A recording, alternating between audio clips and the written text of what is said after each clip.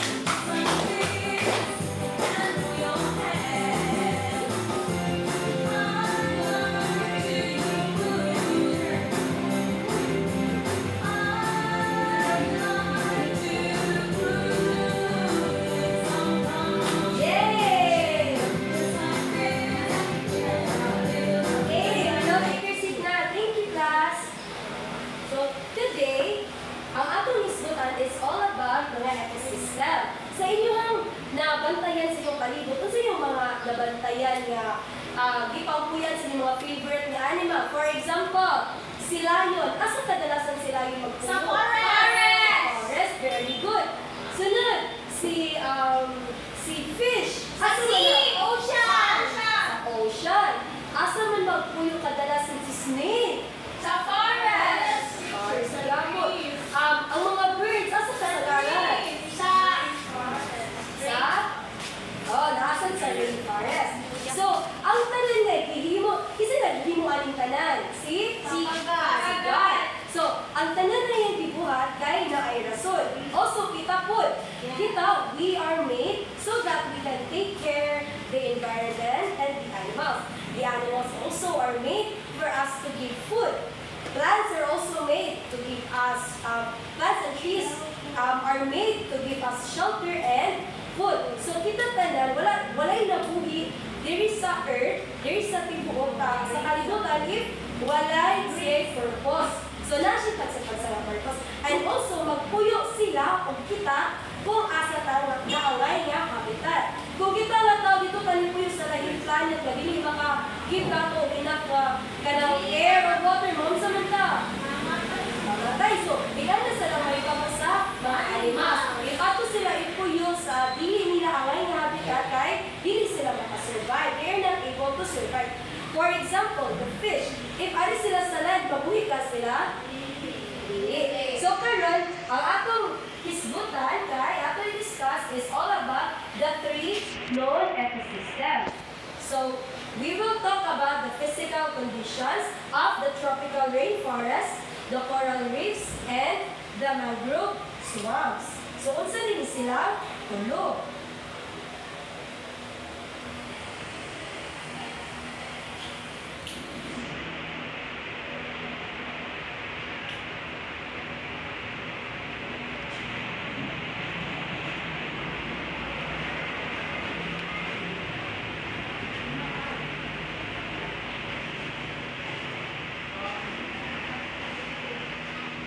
So sa ako man gingon ganiha, life in each ecosystem is uniquely adapted to its physical conditions. All ecosystems support diverse life forms, but differ in the type of organisms they support.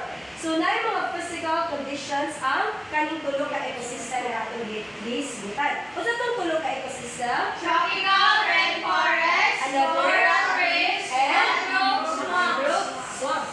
So si tropical rainforest, please read. Humid and dense forests and found near the equator. Limited ground height, high rainfall, no dry season. Si tropical rainforest kay naa dito that is why niingon siya diri nga warm puno. Unsa day may kamoy daghang trees. Nabantay mo diri sa ato daghang trees mas bugnaw. So dito sa tropical rainforest, siya daghan og kahoy o dili lang daghan kahoy. Daghan sa mga underground nga mga plants and trees nga nanubo. And wala na sila nanubo og bisan asa. Nanubo sila nga sikit-sikit. Mao na nga walay enough sunlight nga makasod. Mao na warm dito ang ilang climate. And also, the soil there are generally nutrient poor due to rapid decomposition and nutrient uptake by plants. So ang soil ng dito kay dili siya enough ang nutrients. Gano kaha? Kay tungod, wala may enough sunlight. Kung sa dito usa sa need sa soil para healthy siya. Sunlight and, di ba? Sunlight and water. So wala enough sunlight makuha ang soil dito. Mao poor siya sa nutrients. Also, next, light, warm, and humid year-round with high rainfall. Temperatures typically range from 20 to 30 degrees Celsius. So, bugnaw, dito ang ilahang, ang ilang climate, ang ilang light, kay di pareha sa ato ang experience diri. Now, may pangutana about the tropical rainforest. Wala. Kanang kailangan ipakita ng tropical rainforest niya, gamay na video.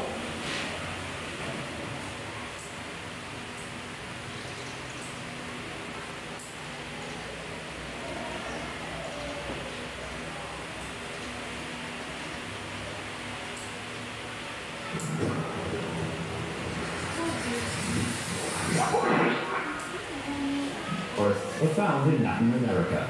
Brazil is home to 1/3 of all the tropical rainforests in the world. Big trees with smooth, thin bark. There is no need for thick bark because the trees do nothing to hold on to moisture. There are 4 zones in a tropical rainforest: the emergent layer, the canopy layer, the understory, and the forest floor. Sa inyong laban Trees na yan, in di the ba? top. Naay mga nasa ubos, naay mga dako jud kayo o mga makabunan na sila. or emergent layer receive the most sunlight, while the forest floor receives less than 2% of the sunlight. The canopy layer is bright but shady and is home to 90% of the plants and animals found in the rainforest. These include orangutans, gorillas, jaguars, parrots, and elephants. Tropical rainforests are also home to colorful orchids and bromeliads, yams, papayas, bananas, mangoes, avocados, chocolate, coffee, and sugarcane all grow well in tropical climates. So, humanata ni tropical rainforest, kinsa to ang sunod nga ecosystem karon? Coral reefs. Si coral reefs. Please read, class. A complex ecosystem made up of colonies of coral polyps that form a hard, three-dimensional structure. Warm, clear, shallow water, sunlight essential for corals. So, kani si coral reefs kay dili ni siya plants lang. Animals sa DNA sila. Unya, nakipakita ng video nga mag-explain nga dili siya plants lang. So the temperature there is warm waters usually 23 to 29 degrees Celsius, typically in tropical and subtropical regions. The light there, shallow waters up to 15 meters deep, allows sufficient sunlight for photosynthesis, which is vital for symbiotic harvest.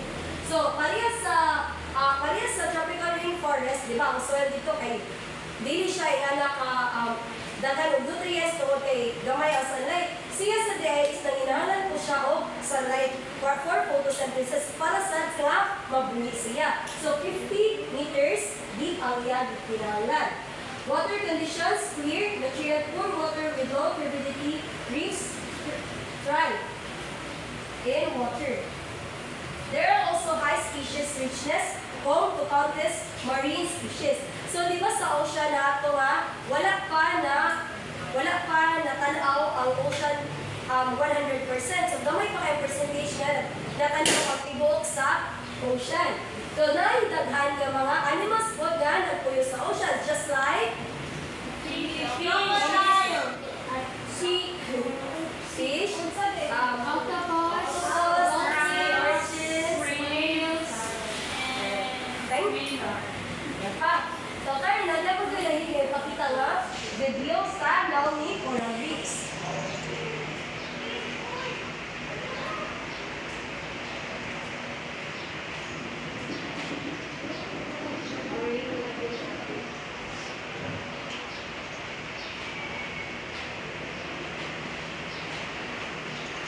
Ecosystem. Tropic. Ecosystem.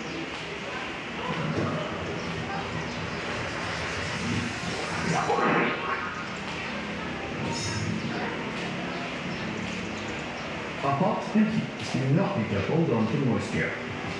There are 4 zones in a tropical rainforest. The emergent layer, Though they may look like colorful plants, coral are in fact made up of tiny minerals called polyps.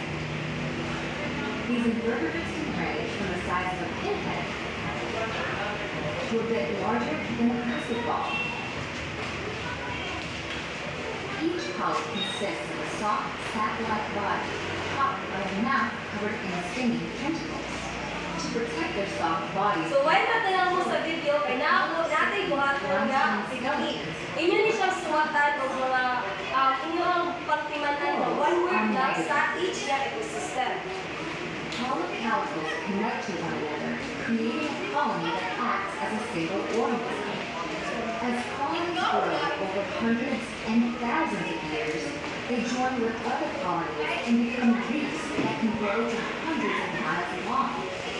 The largest coral reef is Australia's Great Barrier Reef, which began growing about 20,000 years ago. Coral reefs are some of the Mauna siya ang downy coral reefs na makita sa... Asa makita ang coral reefs? Sa aquarium? Asa na makita ang coral reefs? Sa dagat.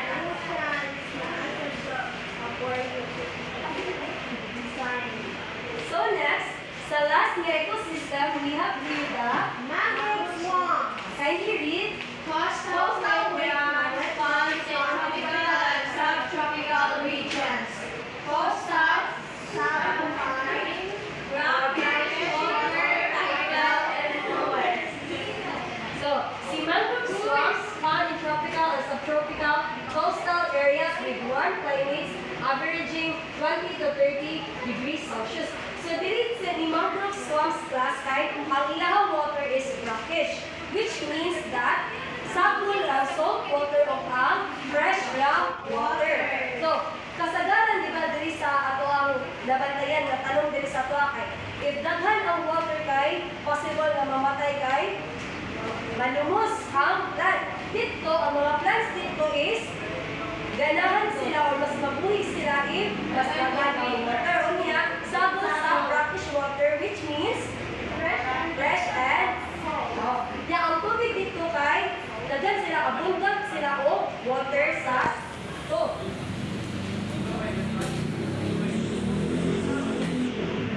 Namay pangutana ka about sa kalahian sa free ecosystem? No, teacher!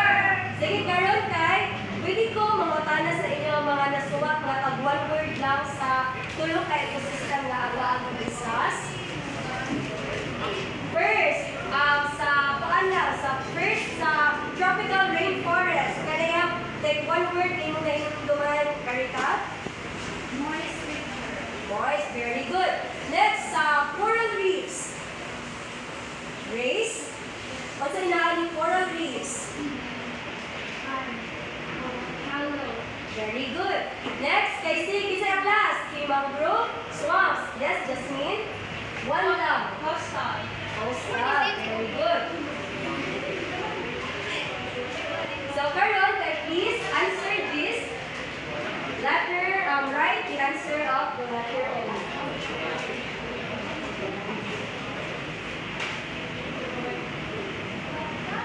I will give you 5 minutes to answer.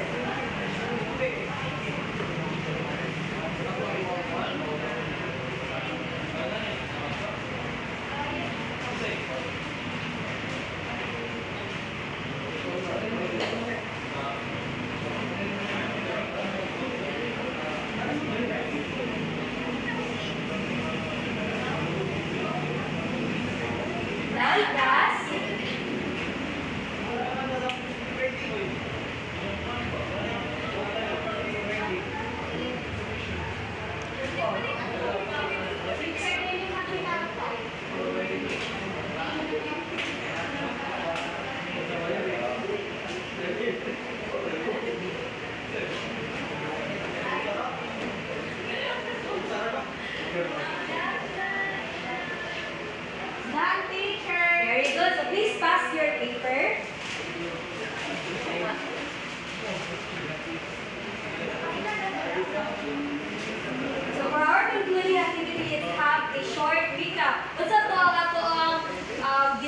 for today.